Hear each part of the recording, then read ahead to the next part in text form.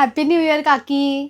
काय ग मग काय केलंस न्यू इयरला? काकी अगं आम्ही जाणार होतो काल बाहेर 12 वाजता फिरायला, पण आमच्या मम्मी बोलत मला आता मिसळपाव खायचं मन करतंय न्यू इयरचं. मग आता त्यांना कुठे नाही म्हणणार, मग घरीच थांबलो. आणि कसलं काय अगं, मिसळपाव खाल्ला आणि झोपून गेल्या 11 वाजताच. कसलं काय मम्मींचं न्यू इयर, पोळ्या बिया घेतात ना त्यांना झोप येते.